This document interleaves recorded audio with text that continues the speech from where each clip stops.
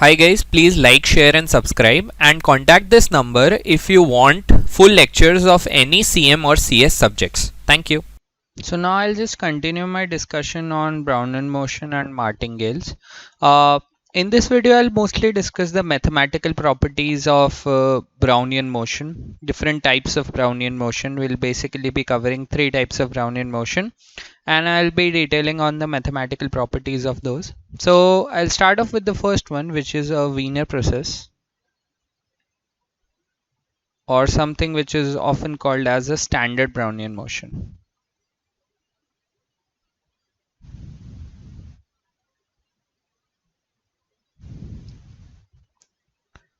This is basically the most simple type of Brownian motion process, which is just an approximation of random walk in a continuous time. If you remember a simple random walk,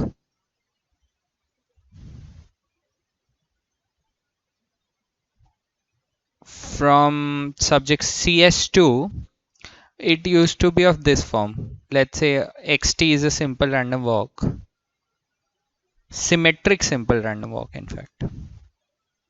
I'm not going to talk about the other complicated types. I'll just talk about a symmetric simple random walk.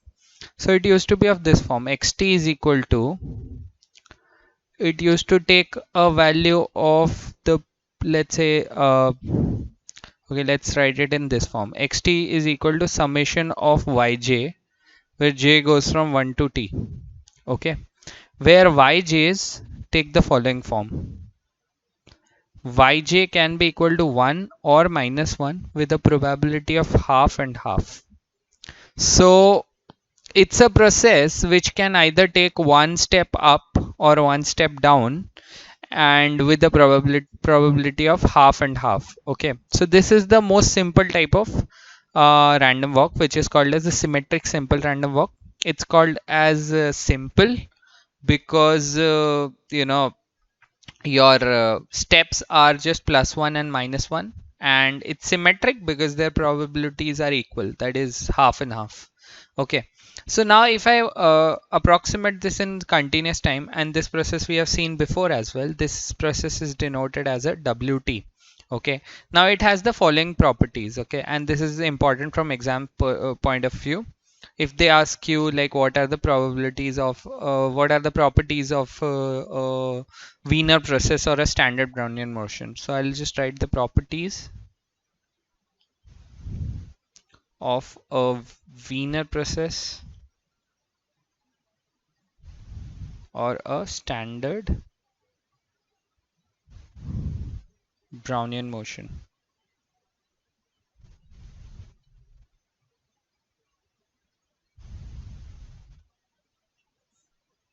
So there are four properties. The first one is that this process is denoted by the letter wt usually. Okay, so the first property is that w0 is equal to 0. Okay, so this process takes a value of 0 at time 0. Okay, second one is that wt has a continuous sample path.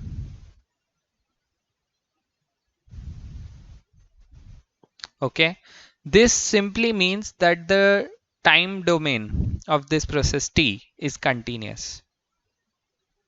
That is, it is defined at all values of t. Okay, when we used to discuss stochastic processes, we used to discuss two things about it. We used to discuss the state space and the time set. Okay, so here basically the time set is continuous, and that is what we are talking about. So it's a continuous time process. Okay, third one is that for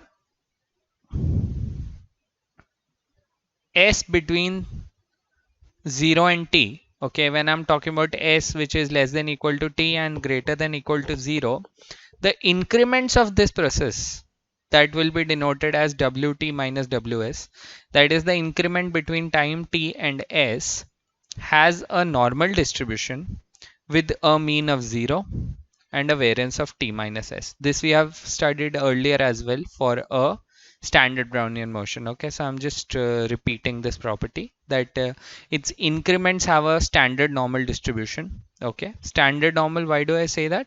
Standard normal meaning that the mean is 0. Variance is not 1 here. Variance is basically dependent on the lag of time. Okay, so it's since the lag of time is t minus s, the variance also becomes t minus s. Okay, and the fourth property is that it has independent increments.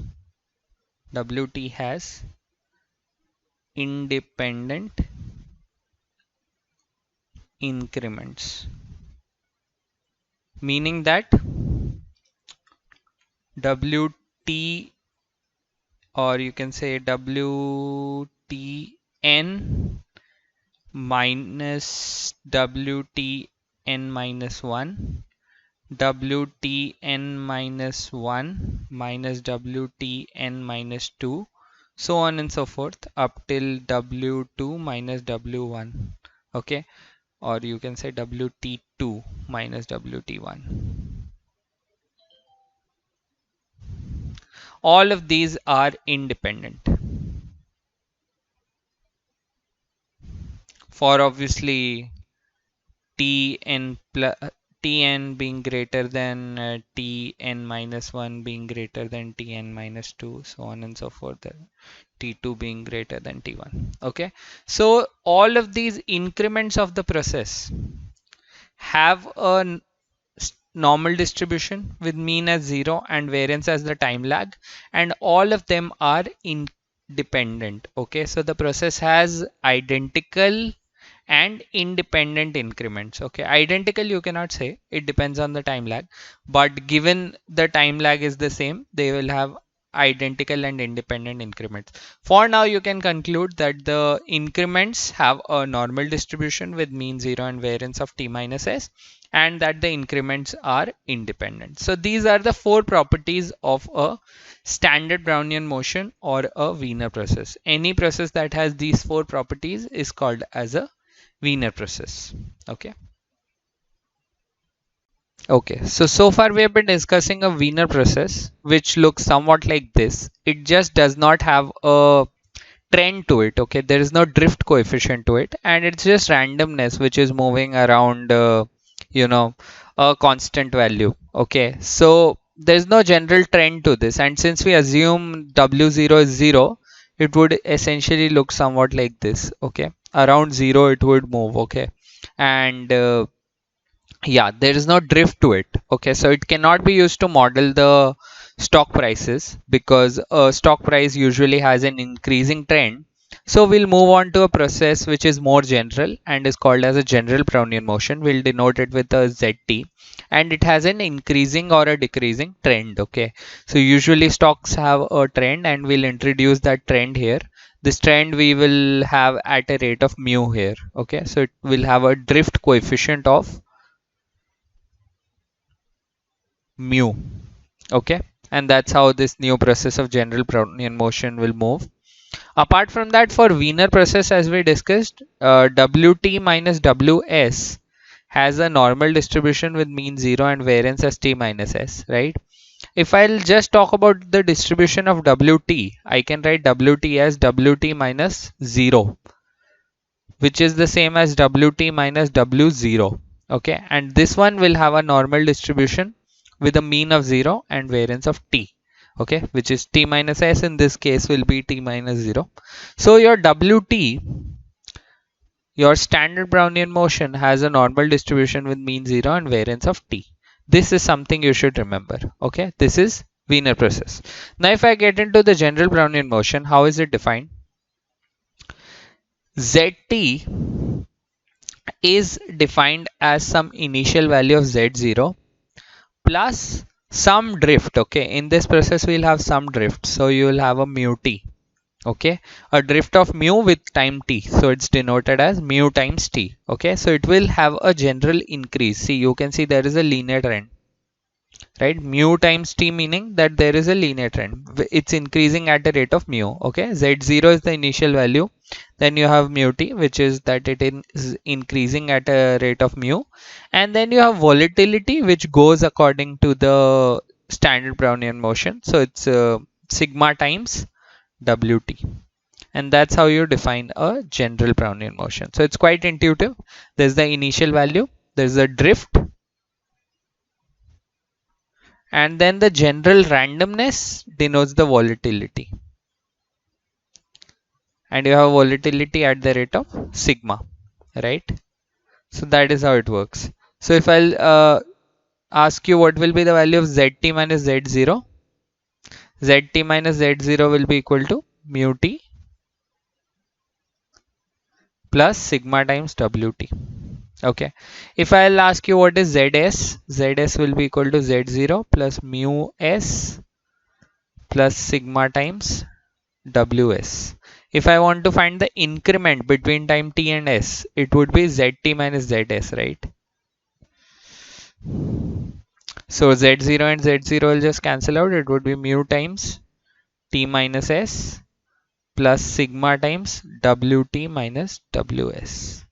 Now if I want to figure out the distribution of this, how will I do that? What will be the distribution of zt minus zs?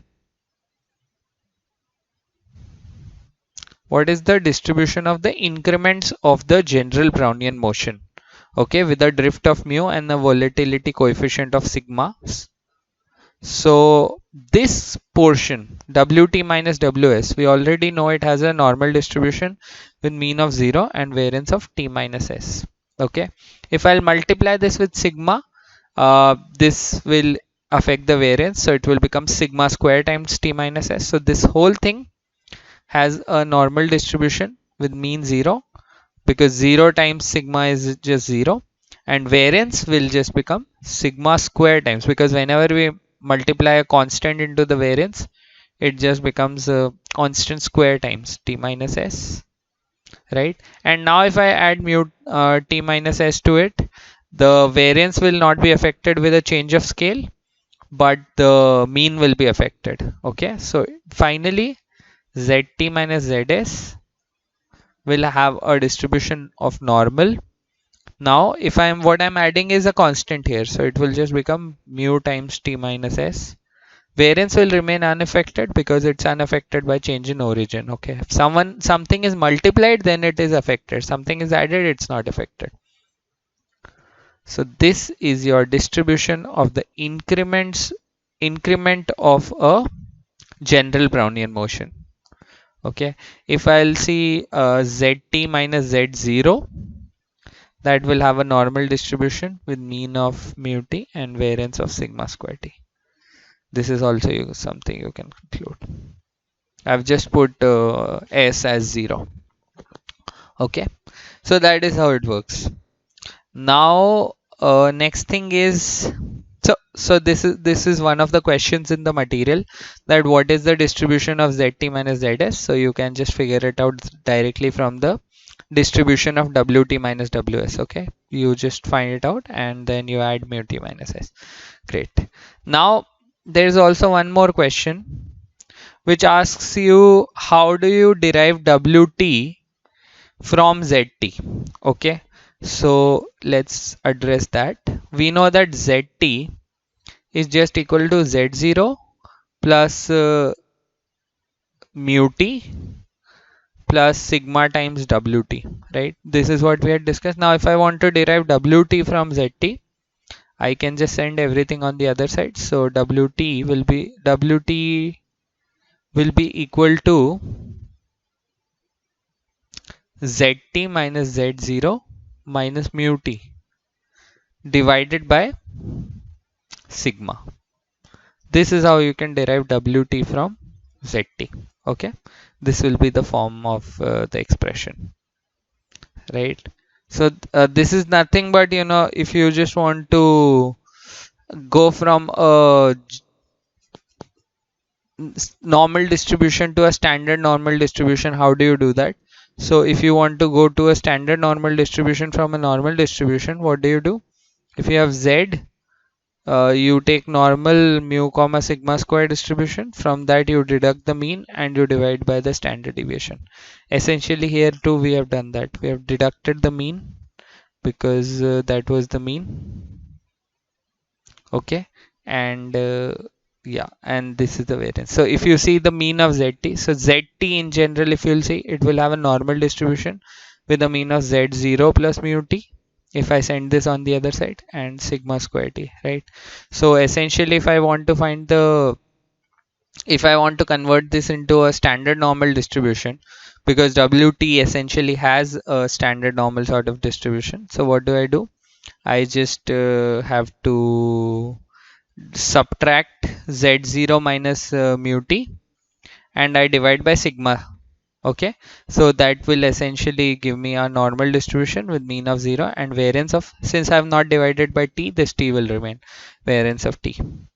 Okay, so that's how it works. Very simple, right? Now let's move on to the next thing. Next thing is, how do you find the covariance of a Wiener process? So this is a very important result that I'll be discussing, and then I'll get into a property which is called as Levy's theorem, which we'll be using further in order to define like if a process is a Wiener process or not. Okay, so let's get into this. So how do I find the covariance of a Wiener process, right? So what do I mean by this? I want to find the covariance between a Wiener process at time s and a Wiener process at time t. Okay, ws comma wt. Okay, and what is a Wiener process? Wiener process is any process which is defined by the four properties that I had stated. W0 is equal to 0. Wt has a continuous sample path. Okay. Wt minus ws has a normal distribution with mean 0 and variance of t minus s. And it has independent increments. So it's basically a Brownian motion without a drift. Okay. It's basically at the origin, it just moves, right? And it just models the volatility for a stock price. That's what it does. So this is what it looks like. Okay, now for this Wiener process, I want to find the covariance. Okay, now covariance between ws and wt, how do I do it? There's a very simple way to do it. What we take advantage of is the fact that it has independent increments. So wt minus ws, which is the increment of this process, will have no correlation with the the other increments, okay, the past increments or the past values. So wt minus ws is independent of ws. I'm assuming that s is less than t here. Okay, so wt minus ws is independent of the past. It has basically has independent increments, and this wt minus ws will have a normal distribution with a mean of 0 and variance of t minus s. So this is unaffected by ws, right? So that is what we'll take an advantage of. So how do I do that? I just write this as covariance of ws comma, this wt can be written as wt minus ws plus ws. Okay, so now I can use the property of covariance and I can write this as covariance of ws comma wt minus ws plus covariance of ws with ws. Okay, now this covariance, because there is no relationship between because I have got independent increments, wt minus ws and ws will have no relationship. So this covariance will be equal to 0 because wt minus ws is independent of all the past. Okay, so it's independent of ws, plus covariance of ws with itself will be equal to the variance of ws. And what is the variance of ws? Variance of ws is simply, if you remember, ws will have a normal distribution with mean 0 and variance of s. So variance of ws will be equal to s. Okay, so that is how the covariance of Wiener process comes out. Okay, covariance of ws and wt, assuming that s is less than t, will come out to be equal to s. Okay, and if t is less than s, If t is less than s, then this would have come out to be t.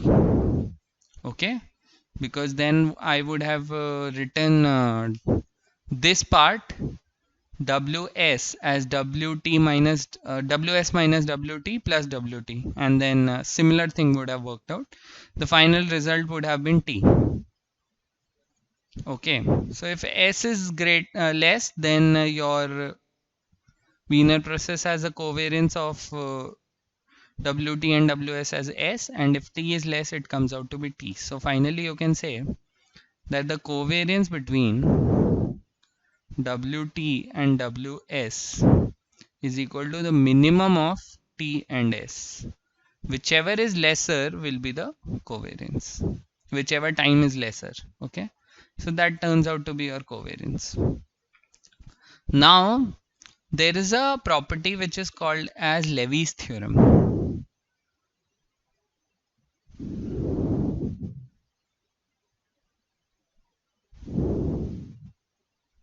Levy's theorem says that for any stochastic process,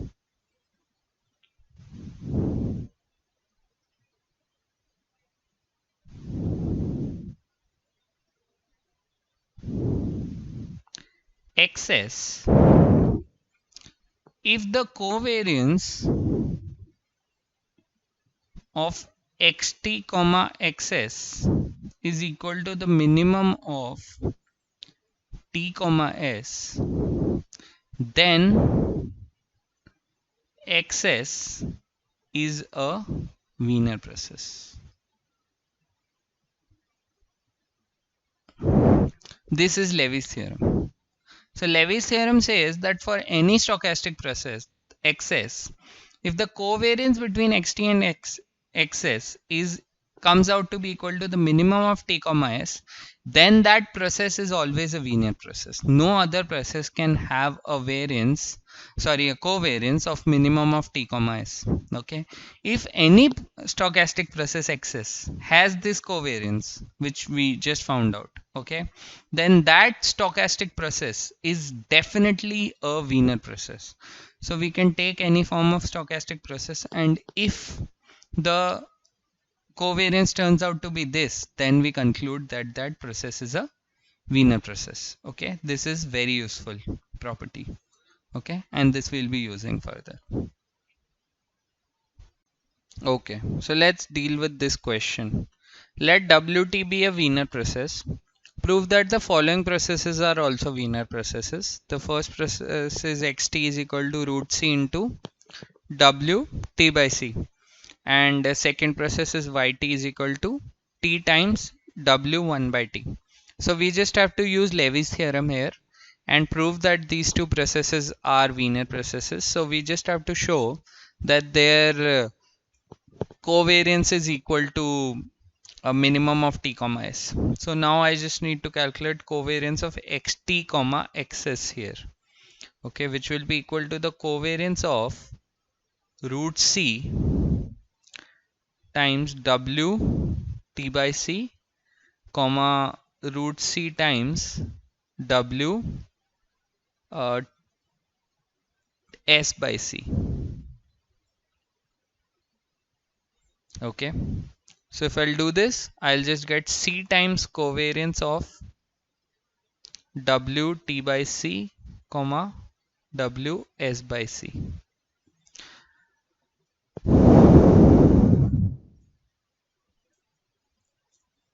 Now you can write it as c times covariance of, let's assume that t is greater than s. So you can see that this is equal to wt by c comma wt by c minus w s by c. Okay, w t by c minus ws by c plus ws by c comma ws by c. Okay, so I can say that this is equal to c times covariance of wt by c minus ws by c comma ws by c plus covariance of ws by c with ws by c. This term will be equal to 0 because this is an increment and it's independent of the past. So this term will be equal to 0. And this one will give me, I'll just get c times variance of ws by c. And obviously ws by c will have what distribution? It will be normal 0 comma s by c. So the variance will be s by c. So it will be equal to c times s by c. C and c will cancel out. This will be equal to s, which means that the covariance is nothing but the minimum of t comma s. So this is what? This is a Wiener process by Levy's theorem. So by Levy's theorem,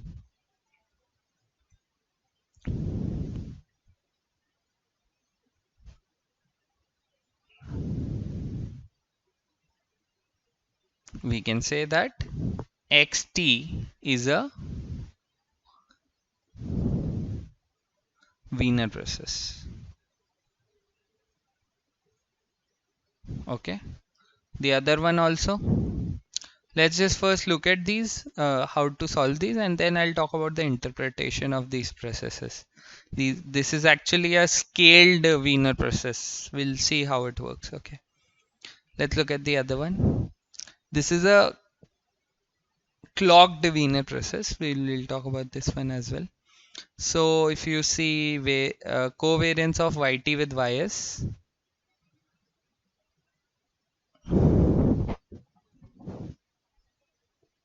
will turn out to be equal to the covariance of t times w1 by t and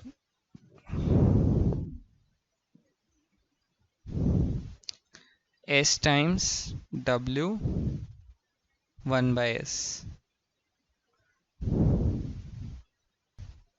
So this can be written as ts times covariance of w1 by t comma w1 by s. Now let's just assume that t is greater than s, which would imply that 1 by t will be less than 1 by s, right? So this will be equal to ts. Now this you can write it as covariance of, since 1 by t is less than 1 by s, you can say this is w1 by t comma w1 by s minus w1 by t. I'm writing this directly, plus covariance of w1 by t with w1 by t. What did I do? I just added and subtracted w1 by t from w1 by s and then separated the two covariances separately. Okay. So now because of independent increments, this term just becomes 0. So you'll just have ts into covariance of w1 by t with w1 by t. Now w1 by t will have a distribution of normal with 0, 1 by t. So the covariance, so the variance, this term can be written as variance of w1 by t. And you still have ts outside. So the result will just become, the variance will be 1 by t. So it just becomes ts into 1 by t. So it just turns out to be s, which is the minimum of t and s. So again, by Levy's theorem,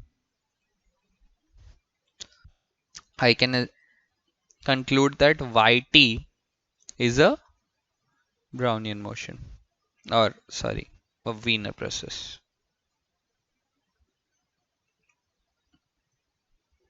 You can say standard Brownian motion if you want to write it that way.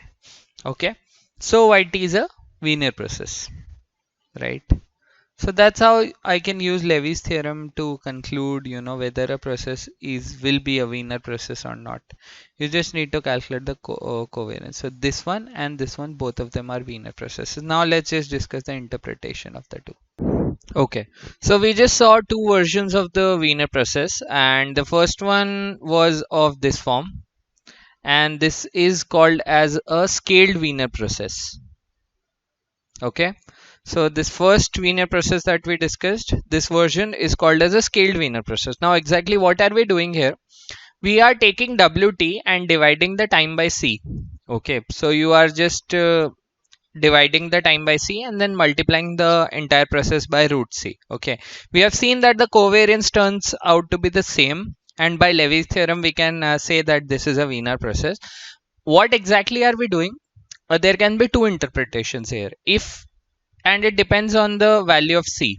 Okay, if c is greater than 1, okay, if this constant c that I've multiplied by the root of and divided the time by, then it means that the process is slowed down and magnified. Okay, what does that mean? If this t by c term, if you look at this, okay, if I am taking a c which is greater than 1, that means that the time interval for this Wiener process is now slowed down. It is reduced, right? Because I'm dividing t by a number which is greater than 1, and it is magnified. Why do I say it is magnified? Because here it is multiplied by a number which is greater than 1. Of course, if c is greater than 1, root c is also greater than 1. So we say that the process is slowed down. That is, the time lags are they're increased, and it's magnified because the individual values of the process are increased. Okay, so it's root c is multiplied. The opposite is true if c is less than 1. If c is less than 1, you are basically dividing by c. That is, the process will occur faster now, so the process is speeded up and shrunk because I'm multiplying by the root of c, which will also be less than 1. So it just means that you are shrinking the process by multiplying by root c, and you're speeding it up by dividing by c here. Okay, so that is how you interpret this. And the other one is called as a time inverted Wiener process. Now what is a time inverted Wiener process? See, here you invert the time. Usually you have wt, here you have taken w 1 by t, and in order to maintain the covariance you multiply it with the t as well. Okay, so you're just inverting the time. Now here there is a interpretation. It helps you to find the limiting value of a Wiener process. So if you want to find the limiting value of t limit, let's say t tends to infinity wt by t, how do you do that? So you can write this Wiener process in the form, since you can always write one Wiener process in the form of another. So you can always say, that all these Wiener processes are actually equal. So let me just write it. So you can always say that wt is the same as 1 by t, t times w 1 by t. It's same as root c times w t by c. All of these are Wiener processes and they are same, exactly the same. Okay, so I can write one Wiener process in the form of another. So now I'll write this as a time inverted version. So limit t tends to infinity. This I can write as a time inverted version. So wt I'll replace with this. Okay, this expression. So it will be t times w into 1 by t. Okay, and whole thing divided by t. This is what you have got. Now this t will cancel out with this t, and what you're left with is w1 by t limit t tends to infinity. So this just becomes w0. Okay, and we remember from the properties of the Wiener process that w0 is equal to 0. So you can finally conclude that limit t tends to infinity, wt by t is equal to 0 in fact. Okay, so that's how this process helps us. Okay, now let's move on to the next type of process that I'll be discussing with you, that is called as a correlated Wiener process.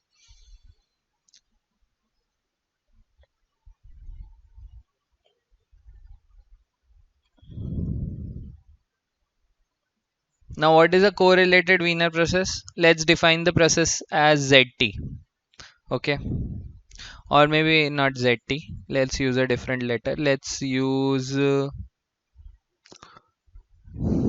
XT only. Let's use XT. Okay, so XT is defined as rho WTA, okay, where WTA is one Wiener process, plus 1 minus root over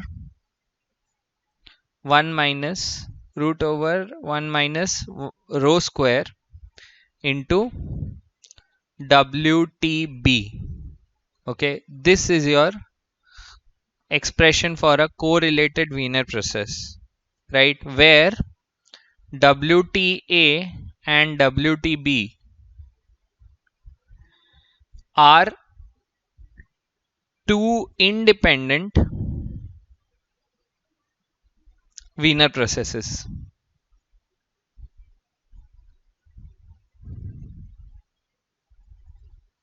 right?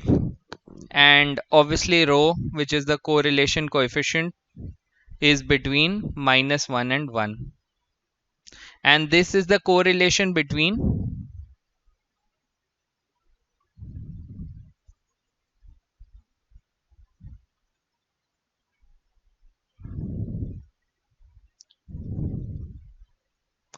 XT and WTA. Okay, if you will find the correlation between XT and WTA, it will come out to be rho. Okay, so now I'll try to calculate the expectation variance and the correlation and everything here. First of all, let me go for expectation of XT, which is the easiest. So what will be the expectation of XT? It will be rho times expectation of WTA plus root over 1 minus rho square times expectation of WTB. Okay, now we know that WTA and WTB are independent Wiener processes. So for any Wiener process, you know that WTA and WTB will both have a normal distribution with mean of 0 and variance of maybe let's say T, and normal distribution with mean 0 and variance of T, right? So that is how it will be. So what will be the expectation of the Wiener processes? It will be 0. So expectation of XT will be rho times 0 plus root over 1 minus rho square times 0. So this will be equal to 0.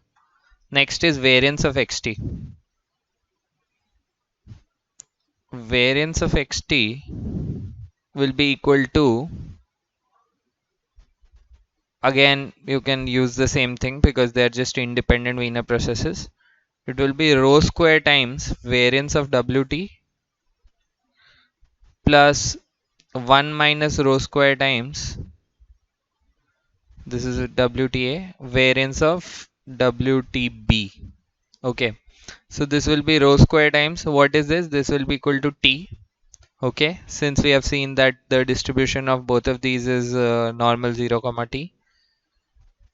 Okay, plus 1 minus rho square times T. Okay, and now what will cancel out? Rho square T and rho square T will just cancel out and you'll just be left with T. So variance of XT is equal to T. Right, now let's just see the covariance between XT and WTA. So covariance between XT and WTA will be equal to covariance between XT. Let me expand XT first. So it's rho times WTA plus root over 1 minus rho square times WTB. And you have to find the covariance with WTA, right? Perfect. So what will this be? So obviously WTB and WTA are independent Wiener processes, so their correlation will be 0, and WTA with WTA itself will be the variance of WTA. So it will just be equal to rho times variance of WTA, which will be equal to rho T. Okay, That's your covariance. And if I want to find the correlation between xt and WTA, as I had claimed, it would come out to be rho, but I'll just check it formally. So the formula for correlation is covariance divided by the root over variance, the product of root over variance. Okay, so it's just variance of xt and variance of WTA, right? Fine. So this one comes out to be rho t, and in the denominator, what is the variance of xt? Variance of xt is just t, and as we have just found out, you will see the variance of xt is t, and what is the variance of WTA? Since it's a Wiener process, it's just the time, so t. So it just comes out to be rho t divided by root over t square, which is t. This cancels out with this, and it's just rho. This is your correlation between WT and WTA and XT. Okay, so that's how you can compute all of these, and they're fairly straightforward to do, right? If you will try to compute between the correlation between XT and WTB, I guess it would come out to be rho over 1 minus rho square, but you can check. Okay, this I am giving you as a task. It's very easy to do. Just expand xt and you will find this. Okay. Okay. So the next topic I'm going to get into is the non-differentiability of the sample path of a Wiener process. We have discussed this before as well. This is what our standard Wiener process looks like. Okay, it's very zigzaggy. It's non-differentiable at any point because the movements are too quick, and you cannot usually draw a gradient at any point. So since the curve's progression is not smooth, it's not differentiable. But I would like to prove this formally. So how do I do that? I'll take the path of a proof by contradiction.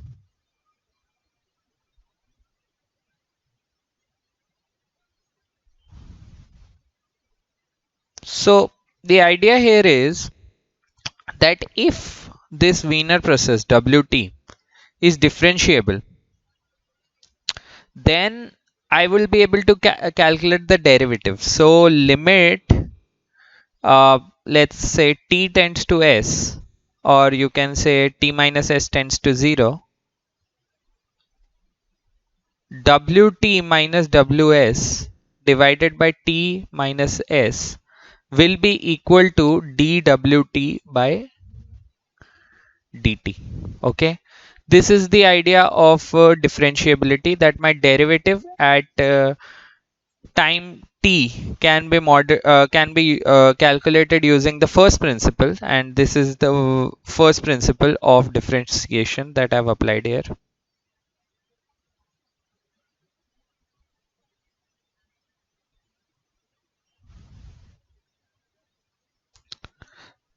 So if this is true, then the difference between the derivative of WT and this quantity calculated using the first principle of differentiation should be very small. It should be arbitrarily small. So we can call it as epsilon. Okay, so it can be written in this form, that limit t minus s tends to 0, wt minus ws divided by t minus s minus dwt by dt. If I take the difference, it should be equal to 0 ideally, but I would say it's very small. It's arbitrarily small, so I'll say it's less than a particular positive quantity epsilon, right, where epsilon is greater than 0. Okay, so now this should hold, right? This should ideally hold. But if you will see this quantity, what will be the distribution of it? Let's try to see. So I have got two Wiener processes and their difference. The distribution of Wt minus Ws will be normal with mean of 0 and variance as T minus S, right? That is what it will be. Now if I take a t minus s in the denominator, I can actually divide this by t minus s, right? So this will just become normal 0 comma t minus s divided by t minus s whole squared. Obviously, because if you multiply the distribution with a constant squared is divided into the variance, and expectation, which is 0, will be unaffected. Okay, because 0 divided by t minus s is still 0. So this will be normal 0 comma 1 upon t minus s. Okay, and now if I see what do I want to calculate the distribution of, w limit t minus s tends to 0, wt minus ws divided by t minus s minus dwt by dt. Okay, so let's just do this. So wt minus ws divided by t minus s minus dwt by dt. This will have a normal distribution with mean of minus dwt by dt and variance of 1 upon t minus s. Okay, so you saw how I derived it, this whole quantity.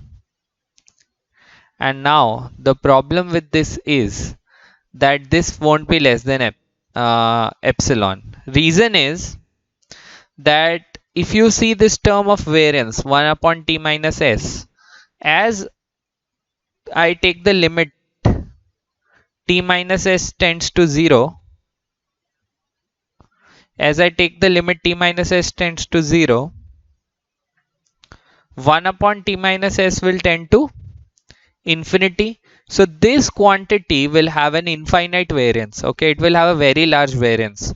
So the probability that it will be less than epsilon is non-zero. Okay, so it has a probability that, in fact, that probability will be very high because the variance is tending to infinity. Okay, so if the variance is tending to infinity, the variance is very high. So it's quite likely that the difference between these two quantities, this quantity that I'm trying to model, this quantity will not have a value which is, in fact, let's put it in a modulus. This quantity will not be less than epsilon because it will have a very high variance. So probability that modulus of wt minus ws divided by t minus s minus dwt by dt, this quantity will be greater than epsilon, will be very high. So what can you say? That this is not less than epsilon, which is a contradiction. Okay, and thus we can say that this quantity is not equal to this quantity. So derivative dwt by dt is not equal to limit t minus s tends to 0, wt minus ws divided by t minus s. Okay, so basically dwt by dt, this quantity, the derivative of wt, the derivative of Wiener process, cannot be computed like this. Okay, using the standard Newtonian calculus, and thus you need stochastic calculus to deal with it. So dwt by dt doesn't exist,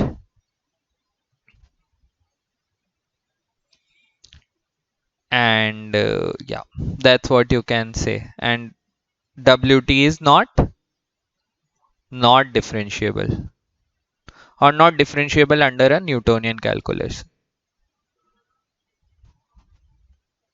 A reason we have already seen, that the curve is too zigzaggy. Okay, so yeah, that's how it works. So we'll get into the stochastic calculus into the next chapter, towards the next chapter. Now next thing I'm going to discuss with you is the geometric Brownian motion. So let's get into that. Okay, so far we have discussed two models. The first one was a Wiener process, which simply had a normal distribution with a mean of 0 and a variance of t. The problem with this was that there was no general trend to it. It used to uh, capture the volatility in the stock price, but its average value used to stay at 0, which was a problem for us. Okay, even if you like take a higher average value, it would stay constant, and the process would move around that average value, so there was no drift, okay, or no general trend modeled in this. But in usual stock market, you see in stock prices you have a general trend, or even in bond prices you have a general trend. So this process is not a good process for modeling the price of a stock. Okay, then we moved on to the second process, which was a a general Brownian motion, okay, which was defined with a drift. Okay, so we took a drift of mu t, which gave a general trend to it, a linear trend, and we took the volatility to depend on a Wiener process. So we took sigma times wt, okay, and then there was an initial value of z0. Okay, so that is how we tried to model it. But again, there are problems with this. First problem is that zt can take negative values. So there is a problem there that zt can take negative values if this you know trend somehow vanishes and this volatility goes too high, it can take negative values, and this zt, there's no problem with it being negative. The second problem is that zt has a linear trend. What does this mean? This means that if the initial value of let's say z0 is equal to 100, its probability of growing by 10 is same as if the initial value is 10,000, or maybe a later value of 10,000, and then the probability of growing by 10. So whether the process is at 100 or the process is at 10,000, the probability of growing by 10 is the same. But this is not true for a stock price. Okay, a stock price usually has an exponential growth.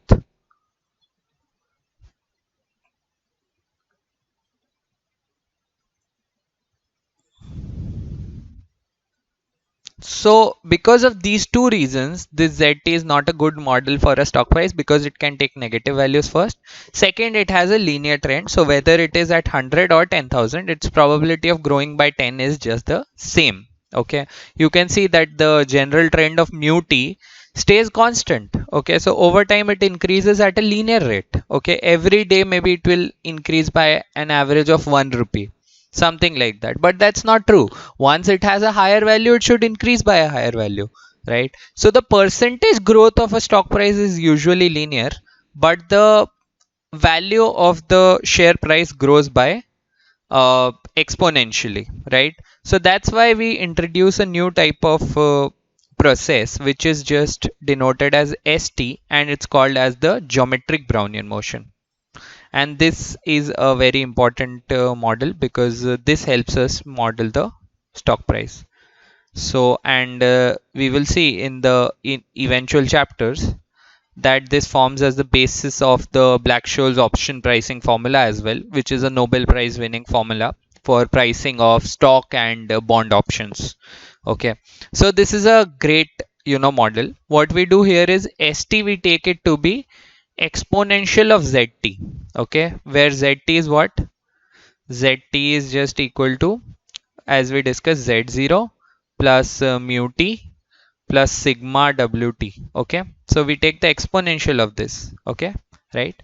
So this is just exponential of z0 plus mu t plus sigma wt, right? This is your uh, geometric Brownian motion. And what will be the distribution of this? Okay, let's try to guess that. See, we have seen that wt had a normal distribution with mean of 0 and variance of t, right? Now if you will see zt, what was the distribution of zt? Zt had a normal distribution with mean of 0 plus z0 plus mu t, and variance was sigma square t, right? This is how it operated. Now if I'll take the exponential of zt, what will be the distribution of that?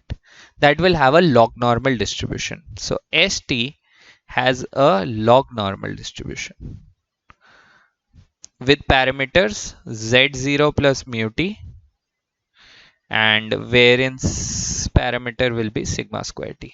Okay, so this is your distribution which you will be using to model a geometric Brownian motion. And we know that the exponential of a normal distribution, if we take a normal distribution in the power of an exponential function, then it just becomes a log normal distribution. Okay, so this is a commonly known fact.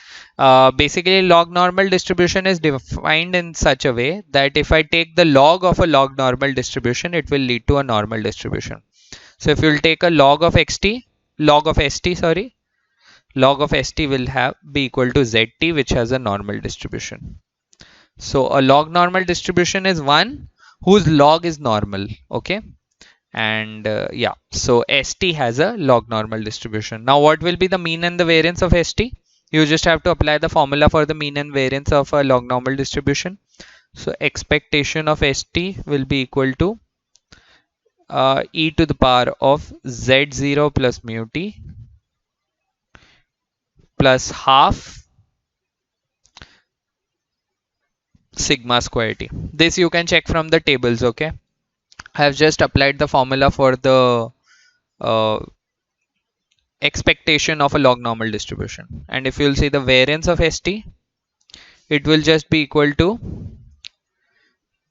e to the power of 2 z0 plus mu t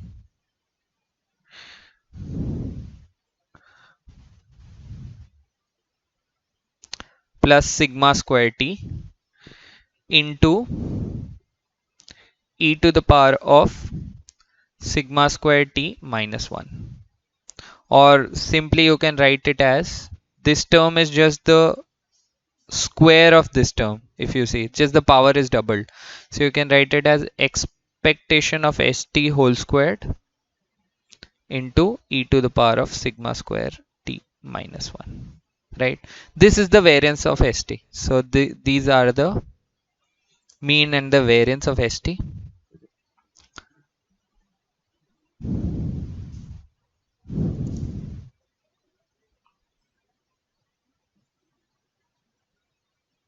Expectation of st and the variance of st. Okay, so that's how it works, and this is the process which is used to model a stock price. And if you will see the log of st,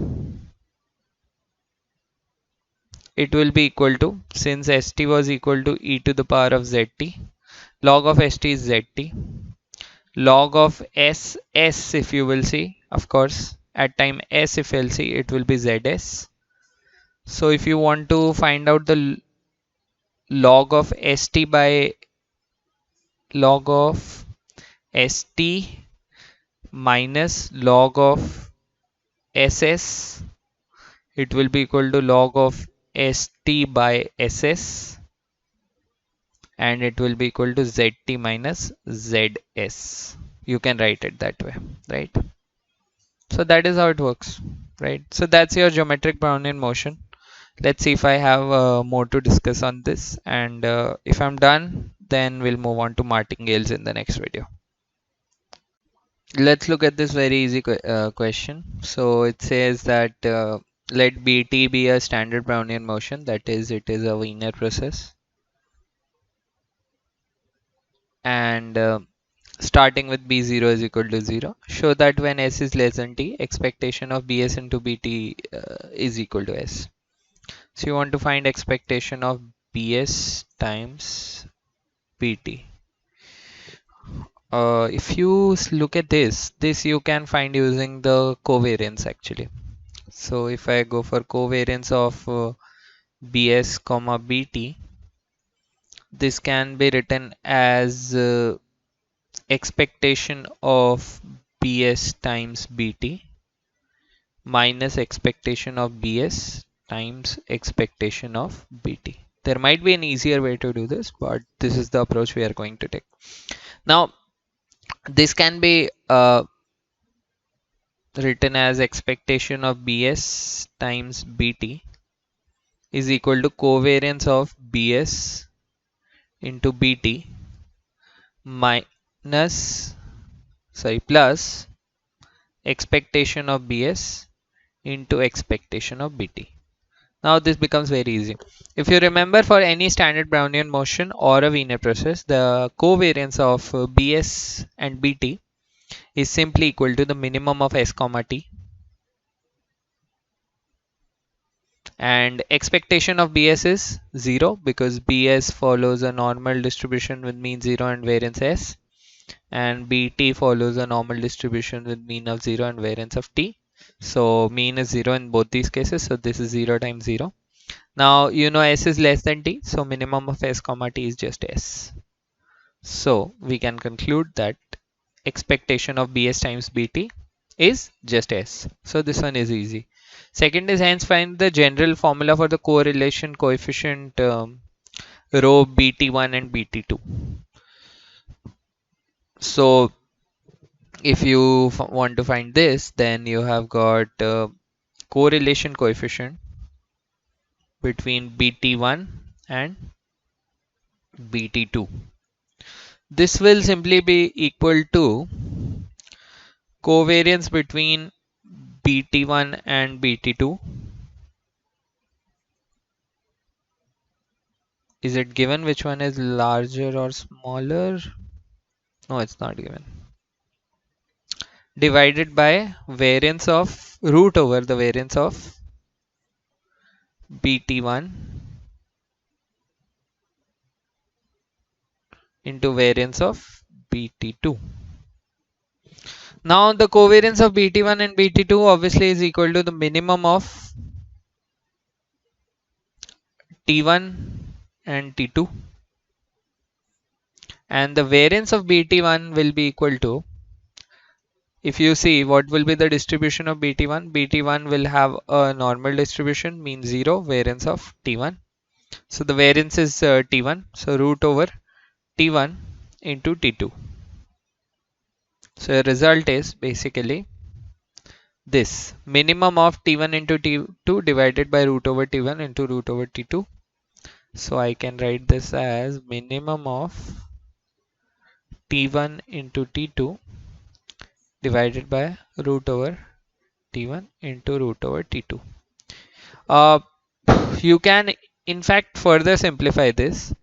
So if you say, let's say T1 is less than T2, then this is just T1 upon root over T1 into root over T2, which would be root over T1 divided by root over T2. If T2 is less than T1, this just becomes root over T2 by root over T1. So you can say that this is just equal to, if I combine these two results, this is just equal to minimum of root over minimum of T1 and T2